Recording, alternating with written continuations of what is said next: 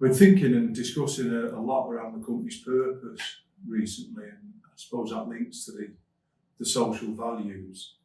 And I think the best way I can convey that is by doing it through the company values, which I'll take in turn. So starting with the teamwork, when the original founders, John and Charlie, set the business up, they got really frustrated back in the 60s because there was no continuity of employment. So every time a job came to an end, or at Christmas or at Easter time,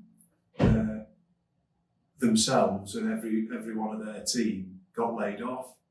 So all that knowledge and experience was lost, which I think frustrated them because they sort of understood the value of having a good team and that bred loyalty.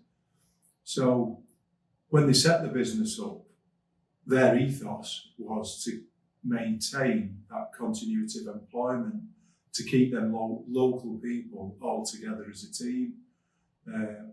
So I suppose it was quite forward thinking of its time, but I suppose they understood the value of having that good team around them, and they managed to do that even when times were quiet, with quite a simple but effective method. I suppose leading on to the next value, responsibility, I personally feel a real responsibility, as well as the rest of the senior leadership team, to maintain that original sort of ethos, really, that the two dads set up.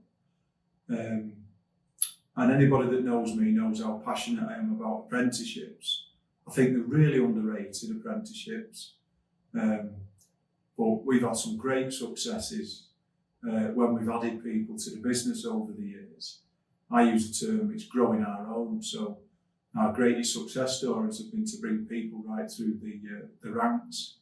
And we've been giving local people opportunities for over 50 years now. And we want to continue to do that for generations to come. I suppose my understanding of what's important has changed over the years. So when I was very young and I was out on the tools laying bricks, all I was interested in was how much bonus I could earn, and it was all about money then. And I'd say, I suppose, as I've matured over the years, and I'd like to think, I've spent many years in business, I've learned to listen more, and I definitely think that there's a lot more to it now, to business than just making money. And I think that comes back to looking after the people, getting to know them, but not just getting to know your own staff and the people, but your clients and your building and your end users. We often use the term, the building is the easy part. It's understanding what your clients' needs and wants are that are the most important.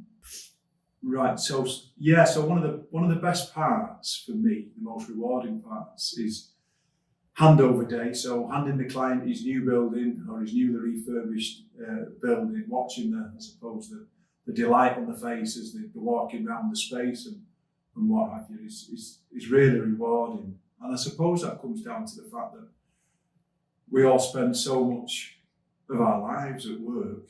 Everybody wants to have a nice place to come to work, don't they, and want to come to work. So for me, to be able to do that and give someone a nice space to come every day is really rewarding. And I think the key for us is about building a long-term relationship for us.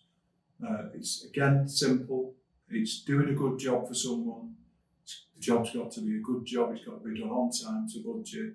Make our clients and end users happy, and they will ask us back to do more work. And I suppose, it's the building industry is a challenging one.